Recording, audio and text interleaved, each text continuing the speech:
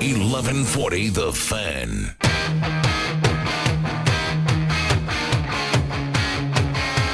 Talkin Money! Talkin Money! Well, alrighty then. We're back to Talkin Money with Jeff Tarbell. Right. How you doing? Robert, your wife called. She said, get home. We got to go house shopping. We're going house shopping. You're getting a new place, Robert. This is Talkin Money. If you are just tuning in now, you're an hour and a half late.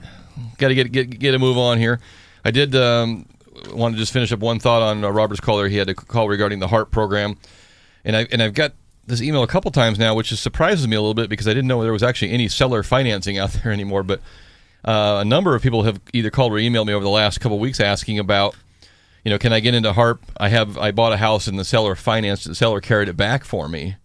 And, in the same, then the same story, income's down or upside down or blah, blah, blah.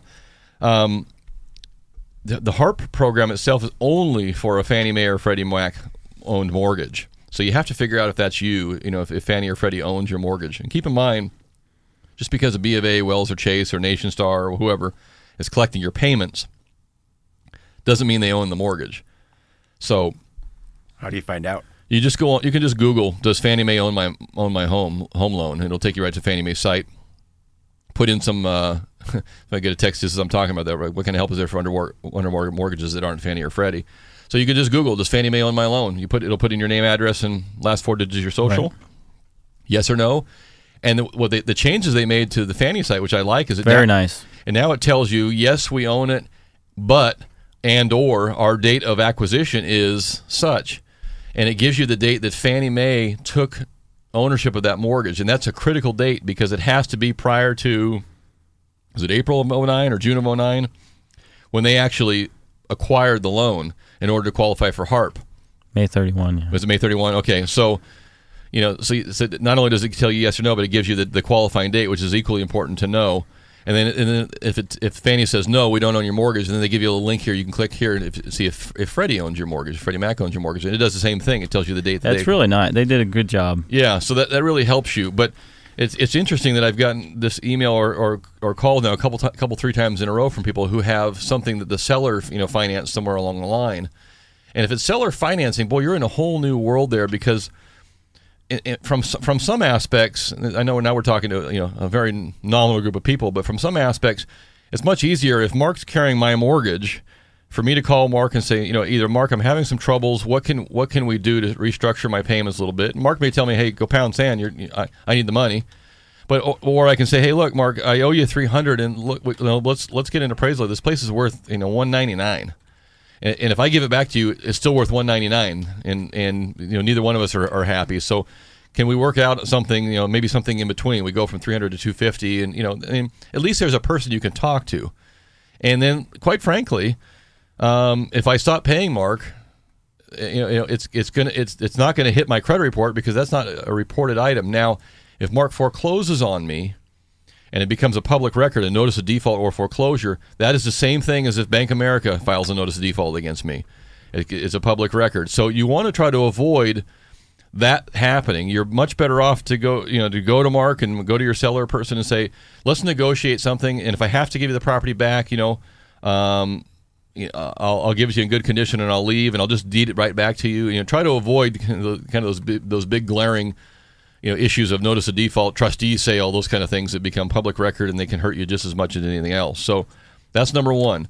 Number two, and this has come up so much now, and I think because we mentioned it last week, and Chase is a good example of, and they may be the bigger entity that's done this the most, is that apparently all the ones I've heard have been Chase related, but I'm sure this has gone on other places, that they contact you and they say, hey, we've identified your mortgage as one that can be restructured. We'll lower your rate. I don't think I heard anybody yet who's actually had the principal balance reduced, but there's been kind of a rate reduction. But it's come out on the credit report as a loan modification. Wow. And that is not how it was presented to the individual people. In fact, we had a gentleman call last week, and he said, hey, I didn't call the bank. I didn't say give me a lower rate. They called me and they sent out a package of stuff to me to sign, and they just lowered my rate. not his balance. And yet on his credit report, it said the loan was modified on this date. And that is very unfair, in my opinion, if they're not telling you they're doing that. And it does not help things, because if you have a loan modification on your credit report, the financing world looks at that the same as a foreclosure or a short sale. And it means 3 years from that date before you can do anything else, including getting another home loan. So you have to be very specific when you ask. So for example, the HARP program is not a loan modification. It is a refinance. It just shows your old mortgage was paid off and your new mortgage is put in place. It does not say anything about loan modification. It is not. But is that Chase's fault, or is that the credit reporting agency's rules and regulations? Well, I don't know. I mean, credit reporting agencies do what they're given. So but they've got to have some standardization so that we can rely on those numbers. I agree. And now, last month, the credit reporting bureaus came out and said, we're no longer going to take a short sale and put that into the mix of your credit of a credit score hit. So if you do a short sale from now on, we will not ding your credit score because of it. Nice. Now that does not change the fact that you cannot get a loan for 3 years, because a short sale is still considered the bank didn't get all their money. So the lending community still looks at it in a different way, but it does not affect your score. So why these, in particular, these chases are being reported? As long as you're making your payments and the payments have been timely. Right. If you skip payments in order to get their attention, that's a different story, right? I didn't make my payments for March and April because I wanted John to return my call from the bank. Can you get a short sale if you don't miss some payments? Yes. That's changing, yeah. You can. In fact, there's a very good article, and I'll bring it up here in a little bit too, and if we get to it today, but Fannie Mae and Freddie Mac both came out this week and said, we will no longer mandate that you are in distress, upside down short sale, in distress, late on your payments, have to show financial hardship. We will look at all short sales now, regardless. We don't, if you want to be a short sale candidate, they've changed their position a little bit too, which means the banks will follow, because if it's a Fannie or Freddie owned loan, it'll go back. So that is changing. They're lightening up their stance a little bit to get more of these houses moving along.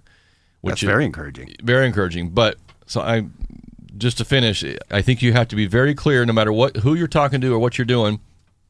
I would say, particularly if your bank calls you and offers you something lower, ask them, number one, will this be reported as a loan modification? Because if it is, I probably don't want to do it unless I'm in big time trouble.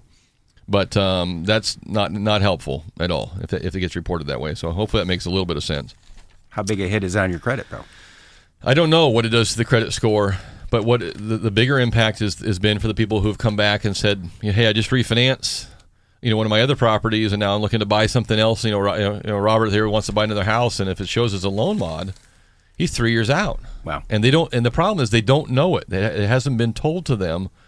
This is how we're reporting, your deal. Because I think probably 2/3 of them will say, forget it, I'm not doing it. Mm-hmm. If you're gonna jeopardize me for the next 3 years or potentially pull my credit score down, I don't want to do it. So take that into consideration, if you would. We got another break there to take, Chris. We got to do a quiz question too, right? 339-1140, 1-800-920-1140. This is for a pair of tickets to the Sacramento Mountain Lions. They open up their opening night at home Friday, September 28th versus Omaha, 8 p.m. at the Rayleigh Field in West Sacramento. So if you want a pair of tickets to that, and if you can't make that event, and that these are unlike the River Cats, these are specific dates for the specific game. So if you can't make that, Chris will give you some Jim Boy's tacos instead. 339-1140, 1-800-920-1140. You can text us at 44-1140. I will come back to our texter about what you can do if you're underwater and you don't have Fannie or Freddie. Go ahead there, So Johnny. we've been talking about some older stuff, Tootsie Roll, the old Chuck Taylors, and this question has to do with the U.S. paper mill. Okay. So U.S. paper, as you can tell with all the internet and everything, they're not selling as much paper as they used to, and Although we're supposed to be in the paperless society right now, and we still use a lot of paper. A ton of paper. But it's changed a lot. It has changed a lot. It's down a ton. So the question is, which product that uses there's an item out there in a couple items, huh? A couple items, but fluff pulp. I don't know how many of you know about fluff pulp, but it's grown from a tree in the Virginia area. And what products are being made now through the U.S. paper mill? What's saving the paper mill, and it's used pretty much around the world. Yeah, in fact, the Chinese are trying to buy up What's the name of that tree down there? I circled on the bottom there. It's kind of a funky, like lollipop tree. Loblolly. It's a loblolly pine. The loblolly pine, which is in the southern United States. So the Chinese are buying up the fiber from this tree, a lot. Yeah, for two main products really. And I never would have guessed this, but it's the only tree that produces this product. And it's the only product that they use it in for. Those two products. Yep. Name one of them, 339-1140, 1-800-920-1140. You can text us at 44-1140. What is the loblolly tree, which is saving the paper industry mills? In fact, they're opening some mills back up. They are, yes. Because the Chinese demand is so strong for this product. So if you know the answer to that, you need to get a job or a girlfriend. 339-1140, 1-800-920-1140. You can text us at 44-1140. In fact, if you have a girlfriend, you might know the answer to that. We'll be right back. There's a clue.